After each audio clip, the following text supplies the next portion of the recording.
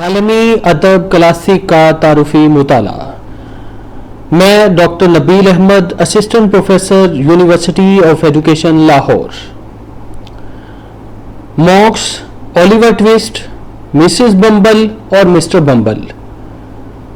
Mrs Bumble और Mr बम्बल हस्बे वादा मॉक्स से उसके बताए हुए पते पर मिलने जाते हैं। हमें चार्ल्स डिकेंस के नॉवेल ओलिवर ट्विस्ट पढ़कर यह पता चलता है कि ओलिवर ट्विस्ट फिल असल एक मुआशरती सूरत हाल को दिखाने वाले किरदार का नाम है, जो चार्ल्स डिकेंस के मुआशरती मामलात, समाजी सूरत हाल और कल्चरल एंथ्रोपोलॉजी को उसके अहद की निस्बत से एक्सप्रेस करता है। मॉक्स से मिस्टर और मिसेस बम्बल की गुफ्तगू होती है। मॉक्स फिलअसल वो किरदार है जो तकदीर के उन अनासिर से इबारत है जिन्हें हम तकदीर के उस हिस्से से ताबीर करते हैं जिसे शर कहा जाता है।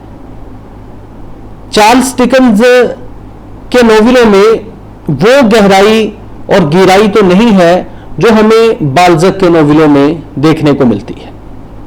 चार्ल्स डिकेंस के नोवेलों में समाजी सतह पर उन मुहर्रकात की तह में उतरने का भी सिलसिला देखने को नहीं मिलता, जिस तरह रशियन नॉवलिस्ट मुख्तलिफ वाक़यात के वकू होने या उनके ज़हूर पजीर होने के पीछे मुहर्रकात के बत्न में जिस तरह गवासी करते हैं, जिस तरह उनके नोवेलों में अमीक़ नज़री का अंदाज़ा होता है, गहराई और गहराई का पता चलता है, हमें उस तरह से चार्ल्स डिकेंस के नोवेलों में उन मुहर्रकात का पता नहीं चलता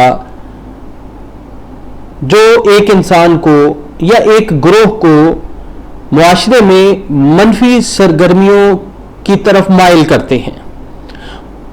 मॉक्स अगर वो लॉकेट हासिल करना चाहता है और वो लॉकेट हासिल करके उसको दरियाबुर्द करना चाहता है, तो इसकी क्या वजह है जो बूढ़ी सीली ने ओलिवर ट्विस्ट की मां की वफात के वक्त ओलिवर ट्विस्ट की मां से हासिल किया था, और उस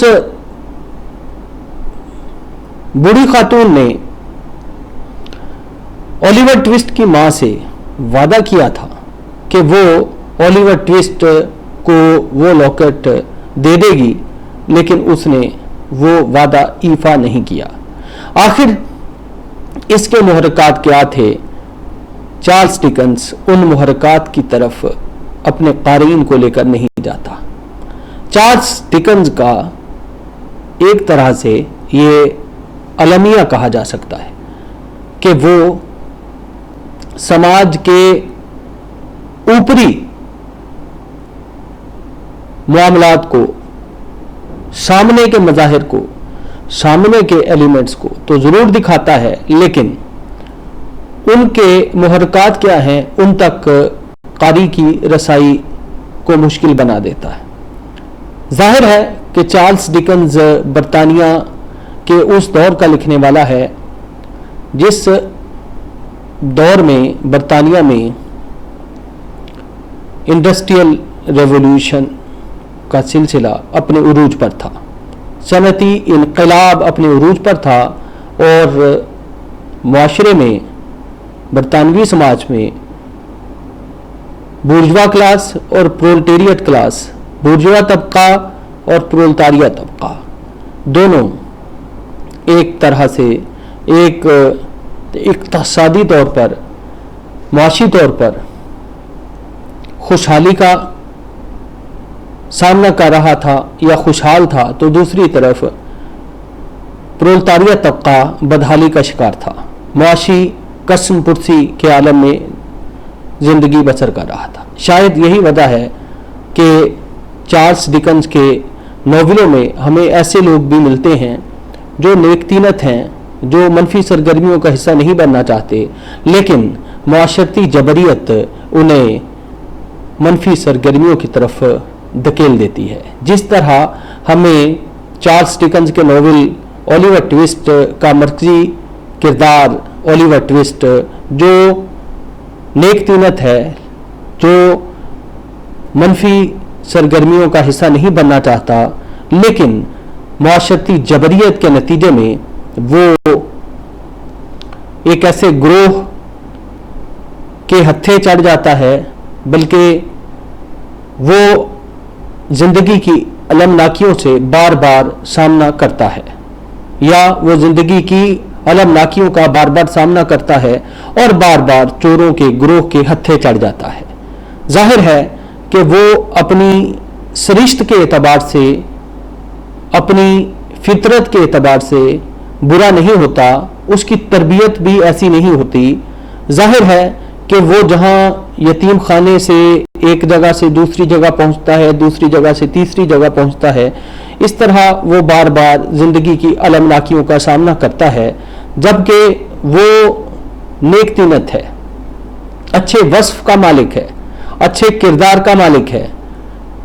जब मिस्टर ब्राउनलो से कुछ पौंड और किताबें लेकर वो घर से निकलता है और उसे नैन्सी पकड़ लेती है और बिलशक पकड़कर वापस फैगन के पास ले जाते हैं, तो वो ये सब नहीं चाहता था कि उसके साथ ये हो और मिस्टर ब्राउनलो उसे समझे कि ये एक अच्छा लड़का नहीं है।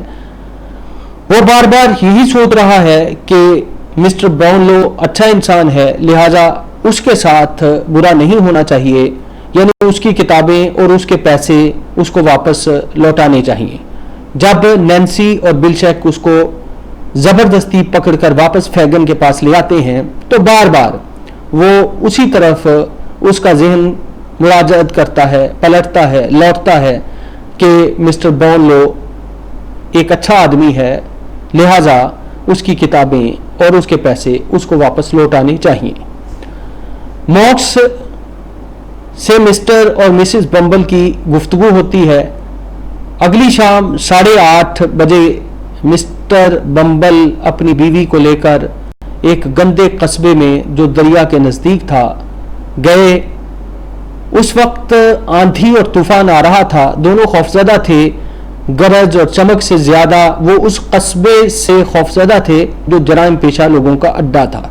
अब सवाल ये पैदा होता है कि जराइम पेशा लोगों का अड्डा, जराइम पेशा लोगों की आमाजगाह, एक पूरे का पूरा इलाका जिसकी तरफ मिस्टर और मिसेस बम्बल जाते हैं, तो वो लोग जराइम पेशा क्यों कर बनते हैं, या जराइम की दुनिया से उनका ताल्लुक उस्तवार क्यों कर होता है, ये एक ऐसा सवाल है जिस के बतन में चार्ल्स डिकन्स ने गवासी नहीं की और ना वो अपने क़ारीन को उस तरफ लेकर जाता है कि वो क्या एलिमेंट्स थे जो उन लोगों को जराइम की दुनिया में ले गए।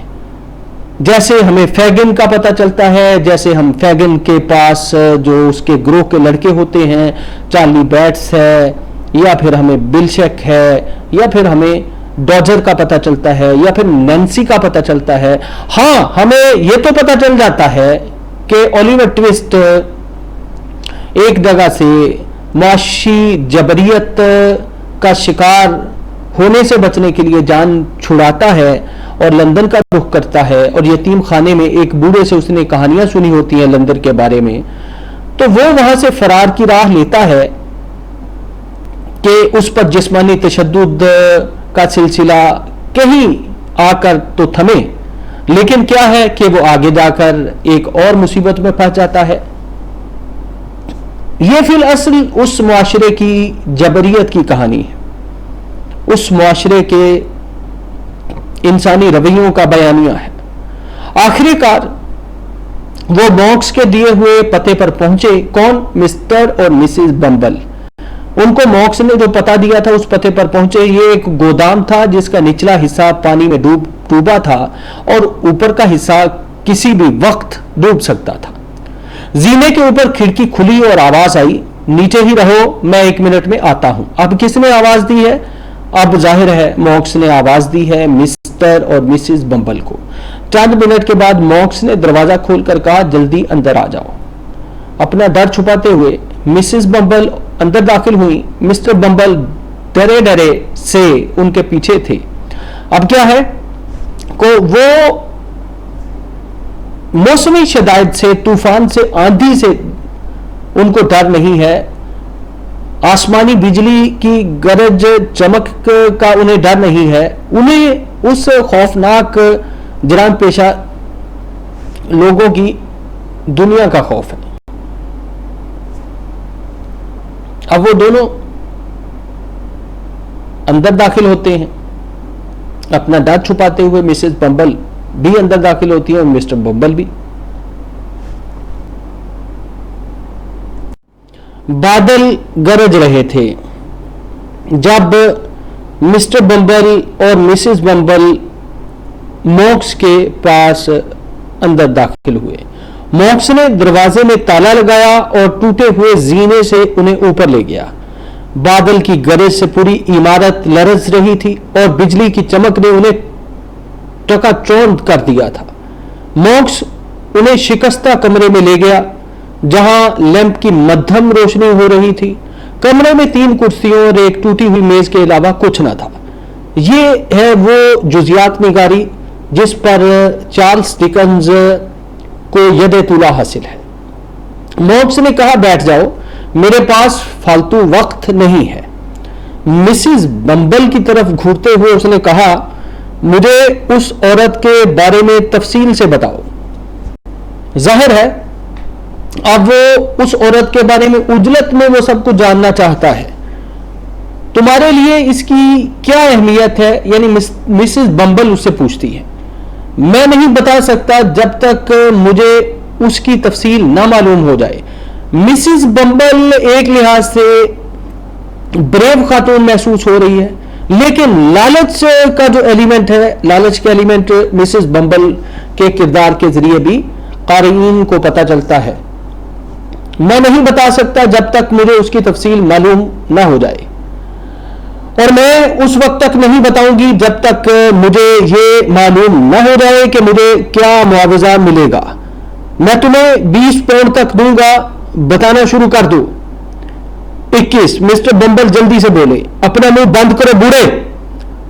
उसकी बीवी ने कहा, मैं 25 पाउंड की रकम से कम नहीं लूंगी। उसने मॉक्स से कहा, ठीक है, शुरू करो। मिसेस बम्बल ने कहना शुरू किया, जिस वक्त बुढ़िया का इंतकाल हुआ तो मैं उसके पास थी। उसने मुझे ओलिवर ट्विस्ट की जवान मां के बारे में बताया। बूढ़ी सीली ने उसका सामान चुराया था। आगे कहो। जब वो मर रही थी तो नौजवान औरत ने बुढ़िया सीली को एक लॉकेट दिया था। सीली ने उससे वादा किया था कि वो उस लॉकेट को ओलिवर ट्विस्ट को दे देगी, लेकिन उसने ऐसा नहीं किया और लॉकेट अपने कब्जे में ही रखा। अब ये है इंसान की उस बददयानती की कहानी, इंसान की उस कमीनगी की कहानी जो बूढ़ी सीली के जरिए हमें पता चल रही है कि ओलिवर ट्विस्ट की जब मां मर रही थी तो उसने एक लॉकेट दिया था और उस बूढ़ी सीली ने उसकी मां से वादा किया था कि वो ओलिवर ट्विस्ट को दे देगी, लेकिन उसने मरते दम तक उसे अपने पास ही रखा और वही लॉकेट मिसेस बम्बल के हाथ लगा। लॉकेट कहां है? 25 पाउंड कहां है? अब जब उससे ये तकाजा करता है लॉकेट का मॉक्स, तो मिसेस बम्बल मॉक्स से कहती है कि 25 पाउंड कहां है? मॉक्स ने 25 पाउंड गिनकर मेज पर रख दिए, जिन्हें मिसेस बम्बल ने उठाकर अपने पर्स में रख लिया। फिर उसने अपनी जेब से चमड़े का एक छोटा सा बटुआ निकालकर मेज पर डाल दिया और कहा, लॉकेट इसमें है। मॉक्स ने झपट कर बटुआ उठाया और लरजते हाथों से उसे खोला और सोने का लॉकेट निकाला जिसमें 2 बालों की लटें और शादी की अंगूठी रखी थी। क्या इसमें सिर्फ यही चीजें हैं? हाँ, मॉक्स ने अचानक उन्हें हुक्म दिया, हरकत मत करना, जहां हो वहीं बैठे रहो। असल में मॉक्स अपनी किसी उस बात को छुपाना चाहता है जो ओलिवर ट्विस्ट की मां के साथ जुड़ी हुई है, और मॉक्स ये नहीं चाहता कि ओलिवर ट्विस्ट को उस कहानी का पता चले, क्योंकि ओलिवर ट्विस्ट के बारे में वो जान चुका है। और जाहिर है कि मॉक्स फैगन के पास भी जाता है और फैगन फिल असल ओलिवर ट्विस्ट को मॉक्स के लिए तैयार करना चाहता है। अब क्या है कि वो उस चीज को छुपाना चाहता है।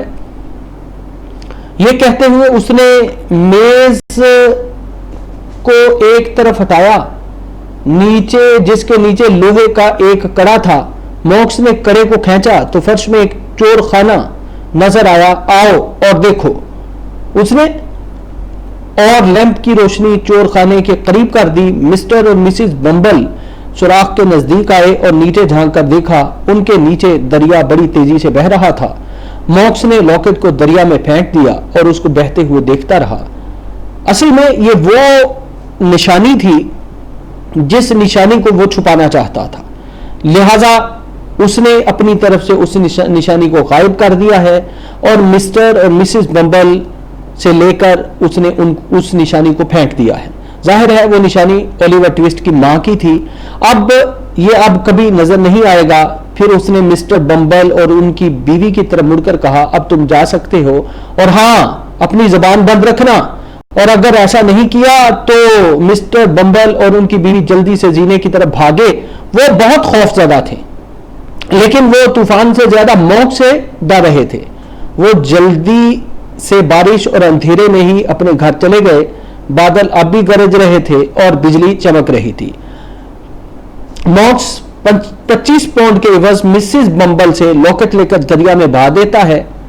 ओलिवर ट्विस्ट की मां का बूढ़ी सीली ने सामान चुराया था। बूढ़ी सीली ने ओलिवर ट्विस्ट की मां से वादा किया था कि वो मज़कूरा लॉकेट ओलिवर ट्विस्ट को दे देगी, लेकिन बूढ़ी सीली ने ऐसा नहीं किया था। उसने लॉकेट अपने कब्जे में ही रखा था। मॉक्स 25 पाउंड मिसिस बम्बल के हवाले करता है और मिसिस बम्बल से लॉकेट लेकर दरिया में बहा देता है और मिस्टर बम्बल और मिसिस बम्बल को जबान बंद रखने के लिए कहता है। फिल असल मॉक्स उस निशानी को दरिया में बहा देता है जो निशानी ओलिवर ट्विस्ट से वो छुपाना चाहता है। जाहिर है कि अगर वो निशानी उससे नहीं छुपती तो हकायक जो है वो बहुत जल्द ओलिवर ट्विस्ट पर अया हो जाएंगे। नैन्सी एक बात सुनकर मिस रोज के पास गई। टोबी क्रैकेट के थोड़े दिनों बाद बिलशेक वापस घर लौट आया। टोबी क्रैकेट बिलशेक दरअसल फैगन के ग्रोह के आदमी थे जो एक डकैती करने गए थे। ओलिवर ट्विस्ट उनके साथ था और ओलिवर ट्विस्ट के गोली लगी थी। टोबी क्रैकेट जल्द वापस लौट आया था, लेकिन बिलशेक वापस नहीं आया था। सिर्फ नैन्सी को उसके लौटने की खुशी थी। किसकी? बिलशेक के लौटने की। फिर बिलशेक बीमार हो गया। अकेली नैन्सी उसकी बीमारी के दौरान उसके पास रही। वो अपनी मां की तरह उसकी देखभाल करती थी। फैगन और उसके ग्रोह के लोग कभी उसे देखने नहीं आए। अगर मां के अंदाज में बिलशेक की किसी ने देखभाल की तो वो सिर्फ और सिर्फ नैन्सी थी। बिलशेक काम भी नहीं कर सकता था। उसको और नैन्सी को रुपयों की बहुत जरूरत थी। उनकी जरूरत बहुत बढ़ गई थी, लेकिन फैगन अभी तक उनके हत्थे नहीं चढ़ा था। आखिर जब फैगन बिलशेक को देखने आया, बिलशेक उस वक्त पहले से बेहतर था, हालांकि उसका मिजाज अभी तक बहुत खराब था। अफसोस, आखिरकार तुम आ ही गए। वो गर्राया, तुम सोचते थे कि मैं मर जाऊंगा, बूढ़े चालाक चोर। अब बिलशेक फैगन से कहता है, बूढ़े चालाक चोर, अगर ये लड़की यहां ना होती तो मैं मर जाता। और कौन लाया था इस लड़की को तुम्हारे पास? यह सच है, नैन्सी ने कहा। इधर देखो, बिलशेक ने कहा, मुझे रुपयों की जरूरत है और अभी मेरे पास एक पैसा भी नहीं है, फैगन ने उससे कहा। अब क्या है कि फैगन जो है वो उसको पैसों की जरूरत है बिलशेक को, और फैगन जो है वो उससे इस बात का इजहार कर रहा है कि उसके पास पैसे नहीं है। इधर देखो, बिलशक ने कहा मुझे रुपयों की जरूरत है और अभी मेरे पास एक पैसा भी नहीं है। फैगन ने उससे कहा लेकिन घर पर तुम्हारे पास बहुत ज्यादा पैसा है। बिलशक तुम गलती पर हो, मेरे पास कुछ नहीं है, मैं बूढ़ा गरीब आदमी हूं। अब फैगन उसे कहता है कि मेरे पास कुछ भी नहीं है। बकवास बंद करो मक्कार बूढ़े शैतान, बिलशक गर्राया। अच्छा, आज शाम को मैं कुछ डॉजर के साथ भेज दूंगा। नहीं, तुम नहीं जानते, मैं तुम्हें जानता हूं। नैन्सी तुम्हारे साथ जाएगी और तुम इसको फौरन रुपए दोगे। नैन्सी को अपना कोट और हैट पहन लिया। नैन्सी ने अपना कोट और हैट पहन लिया। वो और फैगन एक साथ घर से निकले चले गए। तमाम रास्ते फैगन उसे कहता रहा, मैं एक गरीब आदमी हूं नैन्सी, मेरा तमाम रुपया लड़कों पर खर्च हो गया है, मैं उन्हें अपने पास रखना चाहता हूं। हालांकि वो मेरे साथ बहुत बुरा बर्ताव करते हैं, यानी वो लड़कों को अपने पास रखना चाहता है। जाहिर है एक खौफ भी है जो एक चोर को होता है कि उसके गिरोह के लड़के जो हैं अगर वो चले गए तो वो उसका बता देंगे और वो गिरफ्तार हो जाएगा। वो सब ले लेते हैं। मैं एक गरीब बूढ़ा आदमी हूं मेरी दोस्त। जब वो फैगन के घर पहुंचे तो वहां पर एक आदमी फैगन का इंतजार कर रहा था। वो एक लंबा काला आदमी था जिसके गाल पर सुर्ख निशान था, मॉक्स। फैगन ने ताज्जुब से कहा, फिर वो नैन्सी की तरफ मुड़ा, तुम यहां रुको मेरी दोस्त, मुझे इस शरीफ आदमी से कुछ जरूरी बातें करनी है। ये कहते हुए वो मॉक्स को लेकर जीने के ऊपर चला गया। चंद मिनट के बाद नैन्सी उनके पीछे चुपके से ऊपर चली गई। वो दरवाजे से लगकर खड़ी हो गई और उनकी बातें सुनने लगी। उनकी बातें सुनकर वो पीली पड़ती गई। वो वहां तकरीबन 10 मिनट तक रुकी और फिर आहिस्ता से नीचे उतर आई। फैगन और मॉक्स भी उसके आने के थोड़ी ही देर बाद नीचे आ गए। अब क्या है कि वो दबे पांव उनकी पूरी कहानी सुन चुकी है, बल्कि उनका मंसूबा के बारे में जान चुकी है, यानी उनका आपस में क्या उन्होंने बातें की हैं वो सारी बातें नैन्सी तक पहुंच चुकी हैं। नैन्सी उन तमाम बातों से वाकिफ हो गई है, आगाह हो गई है, उनको जान चुकी है। फैगन और मॉक्स भी उसके आने के बाद थोड़ी ही देर के बाद नीचे आ गए। मॉक्स फौरन चिल्लाया। फैगन नैन्सी के पास आया, क्यों नैन्सी मेरी दोस्त, तुम इतनी पीली क्यों हो रही हो? उसने ताज्जुब से कहा। नैन्सी ने कोई जवाब नहीं दिया। फैगन ने उसे बिलशक के लिए रुपए दिए, जिन्हें लेकर वो फौरन चली गई।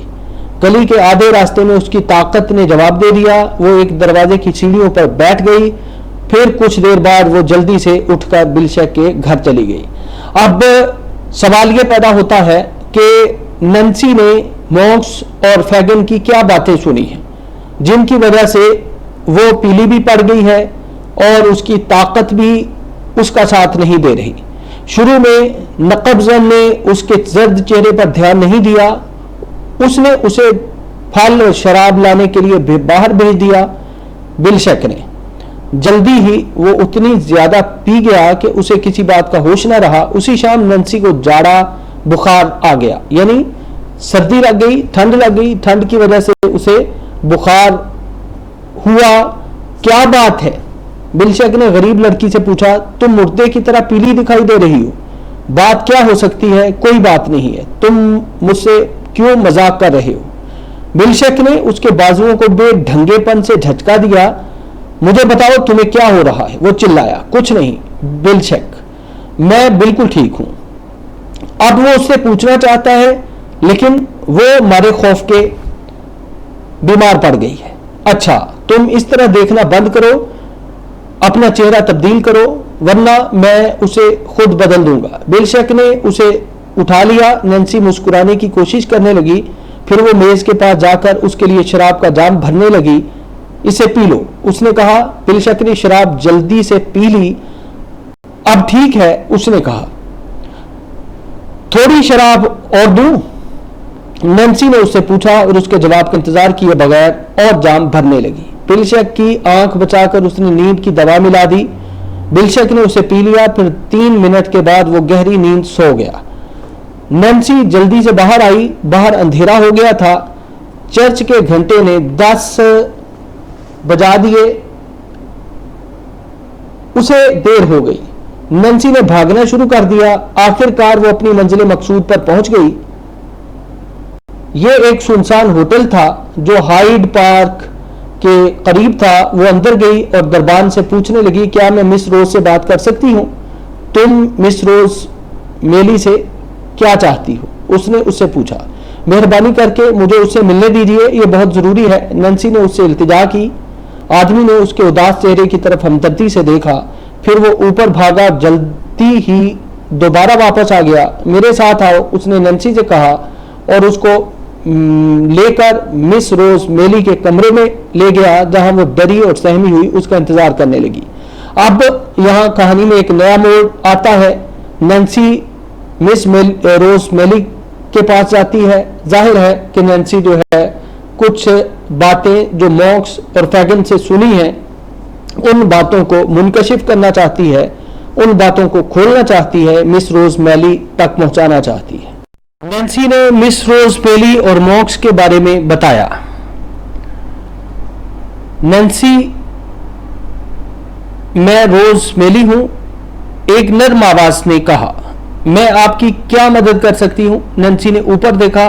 वो नर्म आवाज उसके दिल में खुभ गई। उसकी आंखों से आंसू बहने लगे। तुम मुसीबत में हो? रोज ने आहिस्ता से कहा। मुझे बताओ क्या बात है? क्या दरवाजा बंद है? नैन्सी ने खौफ से पूछा। क्या यहां कोई आदमी सुन रहा है? नहीं। क्यों? मेरी जिंदगी तुम्हारे हाथों में है, नैन्सी ने उससे कहा। यानी नैन्सी जो है अब खौफ ज़दा है और रोज से कहती है कि मेरी जिंदगी अब तुम्हारे हाथों में है। अगर ग्रोह को पता चल गया कि मैं यहां आई हूं तो मुझे मार डालेगा। तुम किसी से कुछ नहीं कहना। नहीं, मैं नौजवान ओलिवर ट्विस्ट के बारे में, मैं वही लड़की हूं जो उसे दोबारा फैगन के पास धोखे से ले गई थी जब वो किताब घर जा रहा था। यानी मिस्टर ब्राउनलो ने जब उसे 5 पाउंड और कुछ किताबें देकर भेजा था किताब घर की तरफ, तो रास्ते से जो है नैन्सी और बिल शक जो है उसे पकड़कर ले गए थे। तुम? हाँ मोहतरमा, मैं वही मलून हूं।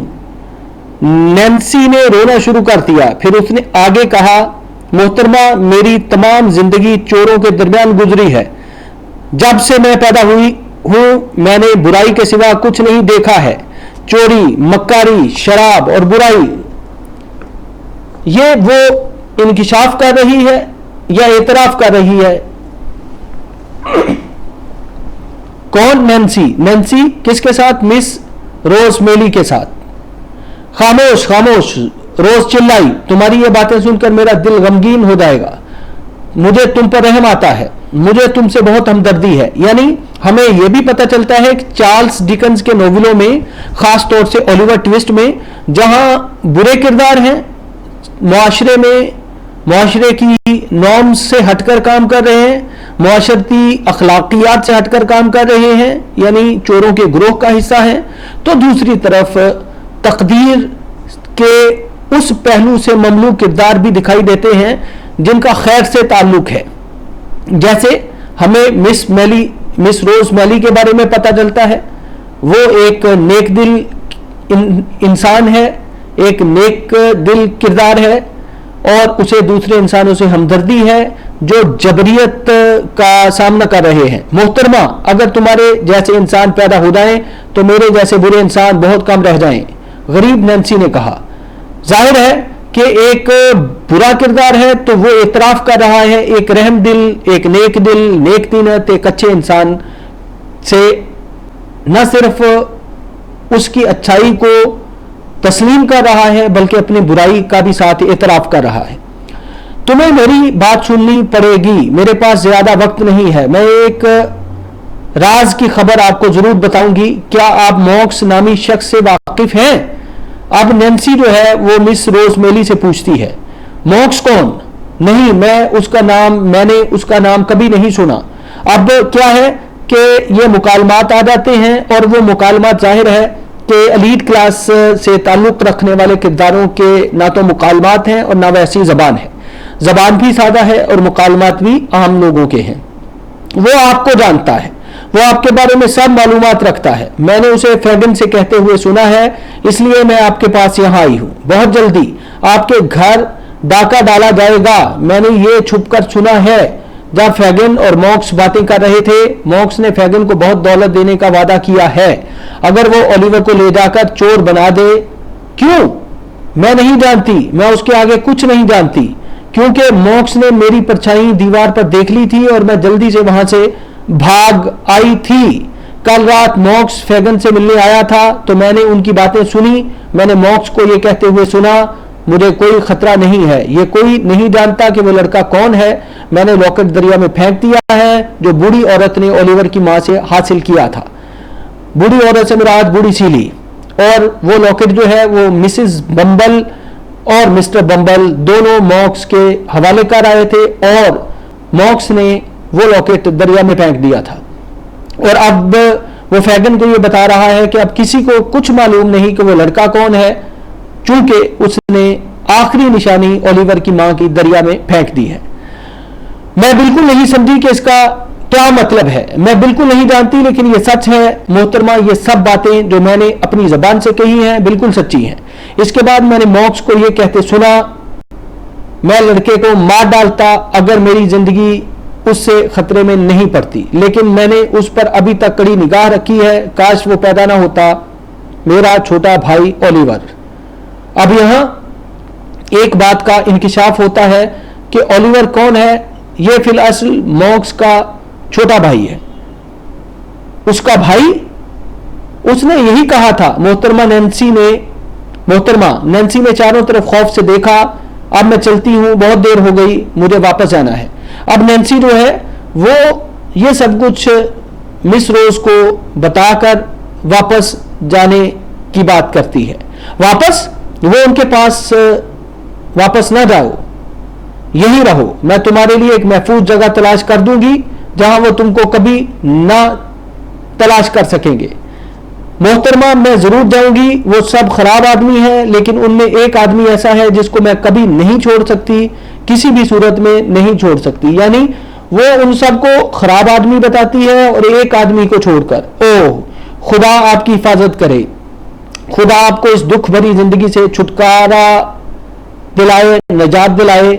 मिस रोजमेली अब उसे कहती है। जाहिर है मिस रोजमेली को ये अंदाजा हो गया है, वो भांप गई है कि ये यहां नहीं रुकने वाली और नैन्सी जाना चाहती है, तो वो उसको दुआएं देती है। यानी मिस रोजमेली उसे दुआएं देती है।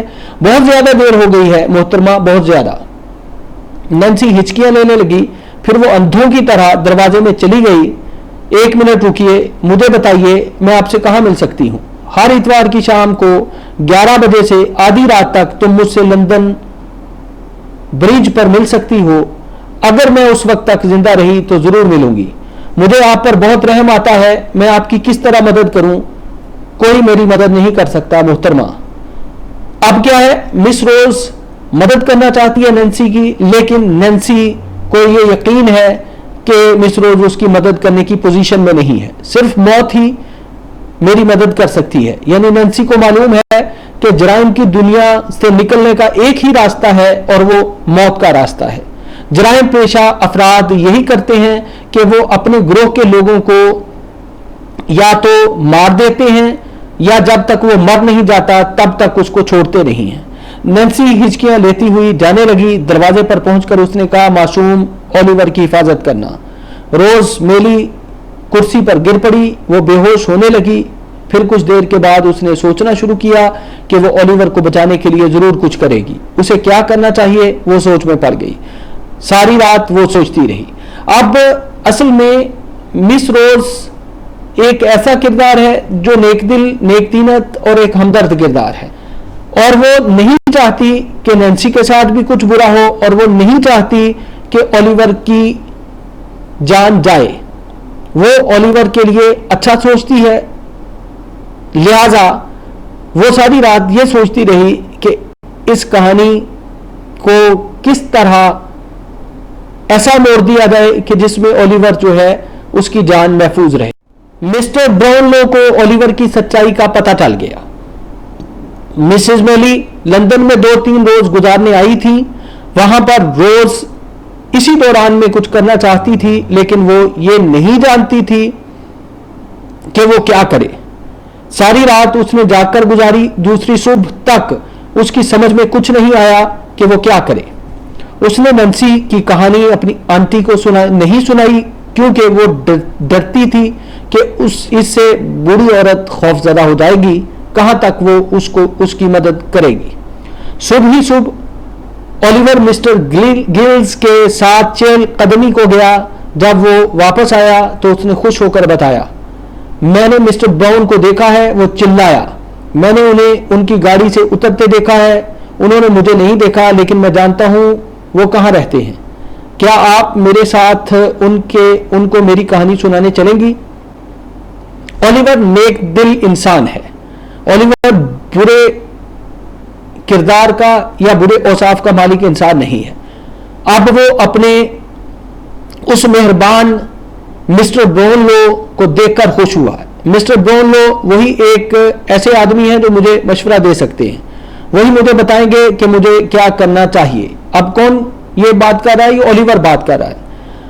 ओलिवर का यकीन है इतना कामिल कि वो ये समझता है कि मिस्टर ब्राउनलो उसे एक अच्छा मशवरा देंगे और उसकी जिंदगी में कोई नया मोड़ आएगा। फिर वो जल्दी से ओलिवर के साथ मिस्टर ब्राउनलो के घर जाने के लिए तैयार हो गई, यानी मिस रोज मेली।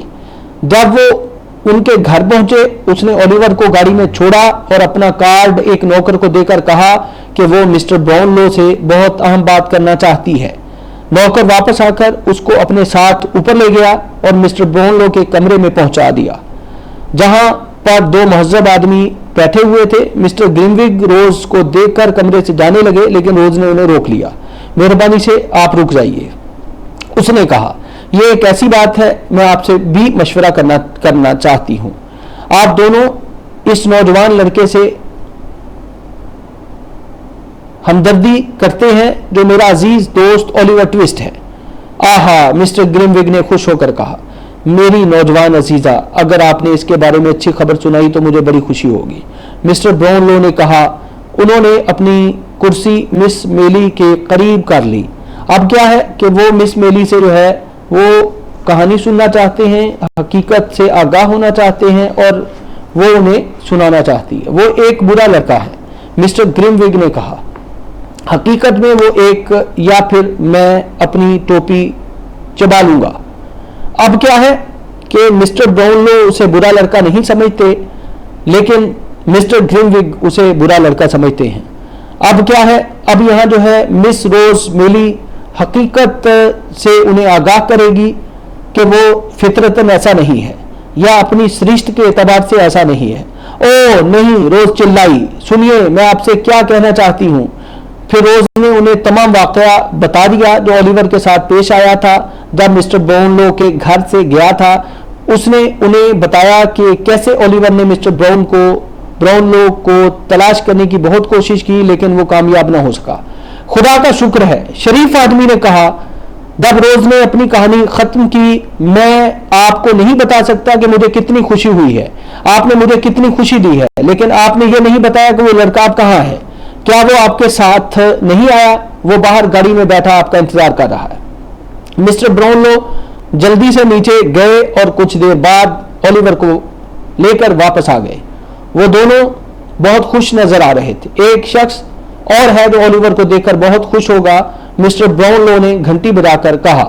मिसिस बेडविन कमरे में आई और ओलिवर उनके बाजुओं में झूल गया। कभी वो रोती थी और कभी हंसती थी, बार बार ओलिवर को प्यार करती थी। मैं जानती थी कि यह वापस आएगा।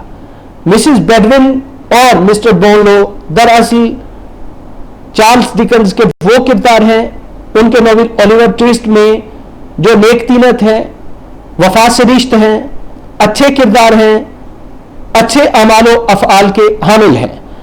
मिसिस बेडविन वो चिल्लाई, मेरे मासूम बच्चे, मेरे प्यारे ओलिवर।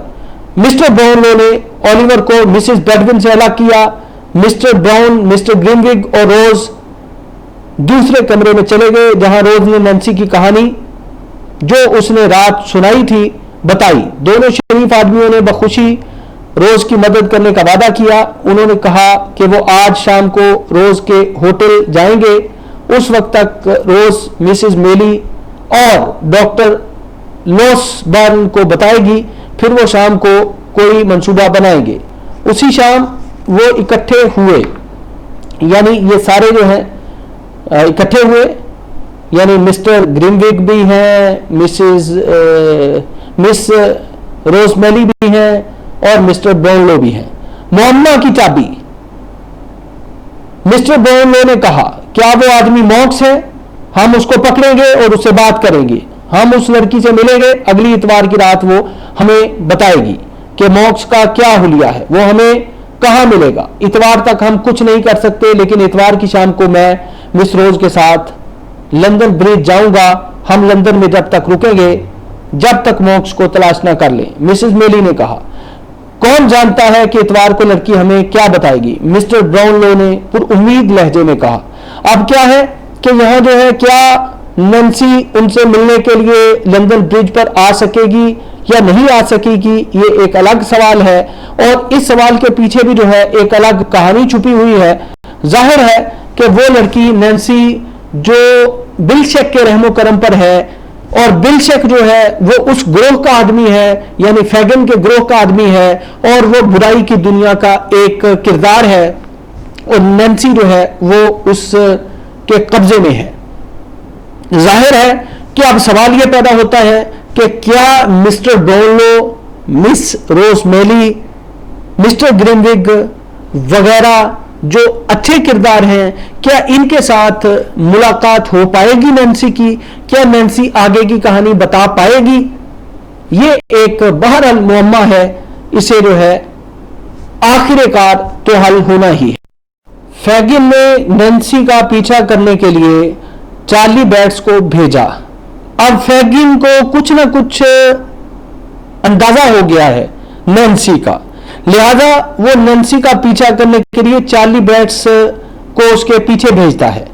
इतवार की रात फैगिन और बिलशक आपस में इकट्ठे डाकुओं के कमरे में बैठे बातें कर रहे थे। जाहिर है कि ये एक समाज का वो गिरोह है जो समाज में डाकुओं, चोरों की नुमाइंदगी कर रहा है। यानी चार्ल्स डिकेंस के बरतानिया में ऐसे किरदार भी मौजूद हैं, लेकिन फिर वही बात कि चार्ल्स डिकेंस यह जानने की कभी कोशिश नहीं करता कि आखिरकार अगर एक गिरोह मंफी सरगर्मियों की तरफ आया है तो इसके मुहर्रिकात क्या है। फैगिन, बिलशक इकट्ठे डाकुओं के कमरे में बैठे बातें कर रहे थे। उन्होंने घंटे की आवाज सुनकर अपनी बात बंद कर दी, जो करीब के चर्च से आ रही थी घंटे की आवाज। 11 बजे नैन्सी ने अपनी टोपी पहनी और कमरे से जाने लगी। तुम कहां जा रही हो? बिलशक ने उससे पूछा। ज्यादा दूर नहीं, मैं कहता हूं कहां जा रही हो। ये अब जाहिर इतवार का दिन आ चुका है, और इतवार के दिन उसने वादा किया था मिस रोजमेली से कि वो उससे मिलेगी। कहां? लंदन ब्रिज पर। मैं नहीं जानती कहां। फिर तुम नहीं जा सकती, बैठ जाओ। अब क्या है, बिलशक जो है वो नैन्सी को अब बाहर नहीं जाने दे रहा। इतवार का रोज है, मेरी तबीयत खराब है, लड़की ने कहा। मुझे ताजा हवा की जरूरत है, अपना सर खिड़की से बाहर निकाल लो। अब जाहिर है कि उनको एक तरह से खतरा महसूस हुआ है, तो उन्होंने ये तय कर लिया है कि नैन्सी बाहर नहीं जाएगी, जिसमें बिलशक भी शामिल है। गली में जाना चाहती हूं, तुम नहीं जा सकती। बिलशक ने दरवाजे में ताला लगा दिया, फिर उसके सर से टोपी खींचकर उतारी और टोपी को अलमारी के ऊपर उछाल दिया। अब ये जुजियात निगारी है जिस पर दस्तरस हासिल है चार्ल्स डिकेंस को, लेकिन हमें यह बहरहाल पता चलता है कि चार्ल्स डिकेंस बाल्ज़क की तरह चीजों के बतन में नहीं उतरते, दोस्तोयेव्स्की की तरह इंसानों की नफ्सियात की बारीकियों से उस तरह से आगाह नहीं करते। इस लिहाज से वो सामने के मंजरनामे को ही अपने नोवेलों में एक्सप्रेस करते चले जाते हैं। आप खामोशी से यहां रहो। लड़की ने उसे खौफजदा निगाहों से देखकर कहा, मुझे जाने दो, मुझे जाने दो। बिलशक सिर्फ आधे घंटे के लिए। उसने हिचकियां लेकर रहम की भीख मांगी, फिर वो दरवाजे के सामने गिर गई। लड़की पागल हो गई है, बिलशक ने कहा। अब उठती हो या नहीं? या उसने लकड़ी मारने के लिए उठाई। मुझे जाने दो, नैन्सी खौफजदा होकर बोली। बिलशक उसके बाजू पकड़कर घसीटता हुआ दूसरे कमरे में ले गया और दरवाजे में ताला लगा दिया। ये असल में है वो जबरियत जो जाहिर है कि इस तरह के ग्रोहों के जो सरगना होते हैं वो अपने लोगों पर जबरियत करते हैं, उनको जिस्मानी तशद्दुद का निशाना बनाते हैं, नफ्सियाती तौर पर उन्हें खौफजदा करते हैं। अब क्या है कि वो दूसरे कमरे में ले गया और कमरे में ले जाकर उसने उसे बंद कर दिया है और ऊपर से ताला लगा दिया। नैन्सी पागलों की तरह चिल्ला रही थी, चिल्लाती रही। बेलशक वापस फैगन के पास आकर बैठ गया। अजीब लड़की है, उसने अपने चेहरे से पसीना पूछते हुए कहा। तुमने ठीक कहा, फैगन ने सोचते हुए कहा। वो बाहर क्यों जाना चाहती है? बिलशक ने पूछा। मुझे नहीं मालूम, फैगन ने कहा, जो गहरी सोच में डूबा था। मैंने उसको इस हालत में पहले कभी नहीं देखा। अब फैगन क्या कहता है? जाहिर है कि फैगन ही उस लड़की को बिलशक तक पहुंचाने वाला है और वो कहता है कि मैंने इस लड़की को इस कैफियत में पहले कभी नहीं देखा। जाहिर है कि वो एक तरह से शक का शिकार हो जाते हैं। उसके बाद फैगन जल्दी अपने घर चला गया। वो अभी तक उसके बारे में सोच रहा था, क्या नैन्सी बिलशक से उकता गई है? वो उससे इस बुरी तरह से बर्ताव क्यों करता है? क्या उसको कोई नया दोस्त मिल गया है? अगर उसने ऐसा किया तो इसका मतलब है खतरा। फैगन ने सोचा, कोई नहीं जानता कि वो हमारे बारे में उसे क्या कहेगी। अच्छा, वो आसानी से मालूम करेगा और एक लड़के को नैन्सी का पीछा करने के लिए भेजेगा।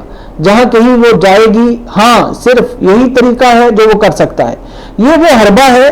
जाहिर है कि जो चोर अपने लोगों को ये जानने के लिए कि इनकी हरकत और सकनात क्या है, ये अब क्या कर रहे हैं, इन के ज़हन में क्या चल रहा है और ये किस तरफ का रुख करते हैं, तो अब फैगन जो है वो चूंकि एक चालाक मक्कार चोर है तो वो ये अपने ज़हन में मंसूबा बनाता है, ये प्लानिंग करता है कि वो अपने लड़के को इसके पीछे भेजेगा और हकीकत जानने की कोशिश करेगा।